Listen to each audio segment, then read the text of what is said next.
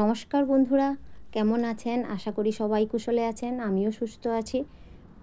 কুশি কাঁটা দিয়ে আমি দুটো টুপির মতো করে চাবি রিং বানিয়েছি। দয়া করে বন্ধুরা স্কিপ না করে পুরো ভিডিও দেখবেন এবং কেমন হয়েছে অবশ্যই জানাতে ভুলবেন না। এরকম যে কোনো বোতলের চাপাগুলো এরকম ভেতরে ঢুকিয়ে দিলে এই টুপি চাবি রিংটা শক্তপোক্ত হবে। প্রথমে আমি রিং বুনবো। রিং বুনে দুটো চেন নিয়ে নেব। এরপর আমি টোটাল 22টা ডবল কুশ বুনবো। 1 2 3 4 5 এরকম টোটাল 22টা আমি বুনে নেব। এরপর বাড়তি ওই যে নিচের উল্টা টানলেই গোল হয়ে যাচ্ছে। এরপর দুটো মাথা আমি অ্যাড করে নেব। একদম সহজ বন্ধুরা, এইভাবে চাবি রিং বানালে খুব সুন্দর লাগবে। এরপর প্রতি ঘরে আমি একটা করে সিঙ্গেল কুশ বুনবো। 22 আছে, 22টাই সিঙ্গেল কুশ বুনবো। 22টাই আমি সিঙ্গেল কুশ পুরো রাউন্ডে এরকম বুনবো। বুনে নিয়েছি। পরের এবং জয়েন করেছি পরের রাউন্ডেও একইভাবে জয়েন করে একটা সিঙ্গেল চেন নিয়ে নিয়েছি। পরের রাউন্ডেও ঠিক একইভাবে আমি সিঙ্গেল কুশ আমি বুনে যাব। এভাবে আমি টোটাল 5টা লাইন এইভাবে সিঙ্গেল কুশ করে বুনে নেব। টোটাল 5টা লাইন বুনবো। এরকম করে পরের লাইনেও আমি ঠিক টোটাল 5টা লাইন বুনবো। আমি আবারও একটু দেখালাম। 4th লাইনে আমি এইভাবেই দেখাচ্ছি।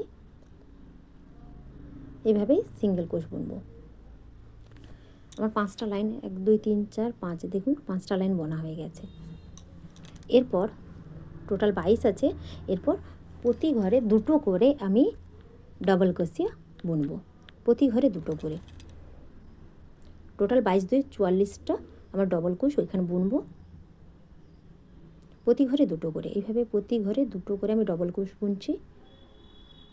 টোটাল হবে আমার 22 2 44টা ডবল কুশ বুনবো। ডবল কুশ বুনছি। এভাবে টোটাল 22 2 44টা আমি ডবল কুশ বুনে দেখাচ্ছি। মাথা এবার জয়েন্টও করে নিয়েছি। এরপর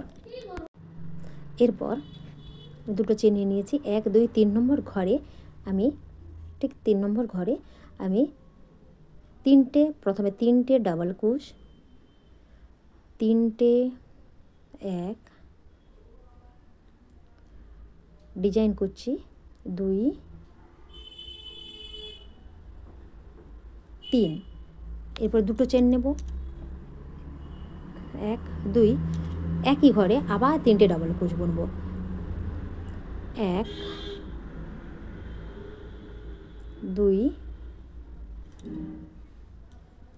3 এরকম ডিজাইনটা হয়েছে। তারপরে আবারও 1 2 3 নম্বর ঘরে আবার গিয়ে আমি এটা জয়েন করে নেব।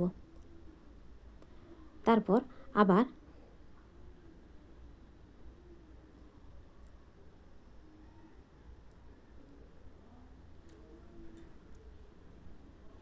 একই রকমভাবে আরও একটা বুনে আমি দেখাচ্ছি।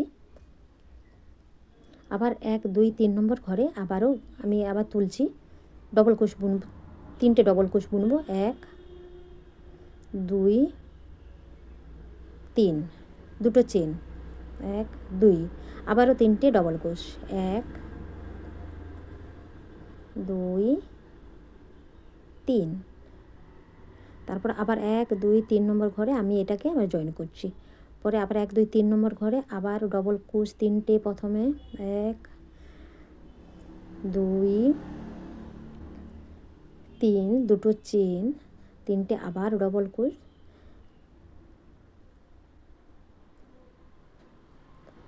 তারপর 1 2 3 নম্বর ঘরে আবারও আমি এটাকে জয়েন করে নেব।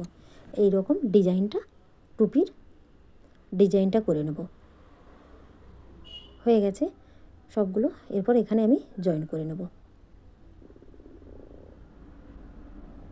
এবার বাড়তি উলটা কেটে বাদ দিয়ে দেব। দেখুন টুপির পুরো আগের টুপির মতো হয়ে গেছে। এরপর বাড়তি উল কেটে বাদ দিয়ে এরপর আমি আবারও একটা কালার এটা বর্ডার করছি।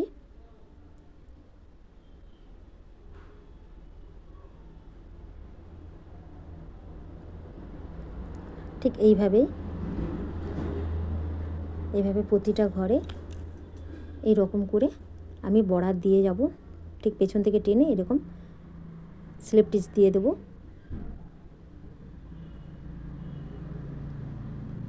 টুপির ডিজাইনের ধারেগুলো এরকম বর্ডার দিলে দেখতে খুব সুন্দর হয়, তাই আমি বর্ডার দিয়ে দিয়েছি। আপনারাও অবশ্যই দিয়ে দেবেন। এরকম করে বর্ডার দিচ্ছি।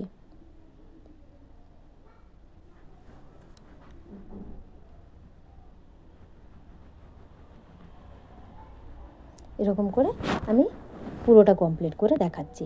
কমপ্লিট করা হয়ে গেছে, চারদিকে আমার বর্ডার দেওয়া হয়ে গেছে। এরপর যে কোনো একটা বোতলের চাপা নিয়ে মাঝখানে ঢুকিয়ে দিলে বেশ শক্তপোক্ত হবে। আমি ঢুকিয়ে নিলাম। এরপর আমি চেন বানিয়ে রেখেছিলাম, চেনটা দিয়ে ভালো করে টাইট করে বেঁধে নেব। ভালো করে বেঁধে নিলাম।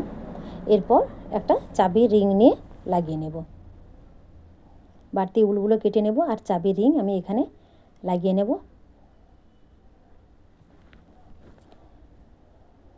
দেখতে খুব সুন্দর হবে। এরকম অবশ্যই বানাবেন, খুব ভালো লাগবে। চাবির রিং আপনি যেখানে খুশি ব্যবহার করতে পারবেন। দেখুন একই রকমভাবে আমি দুটো বানিয়ে নিয়েছি। কেমন হয়েছে অবশ্যই জানাবেন। ধন্যবাদ বন্ধুরা।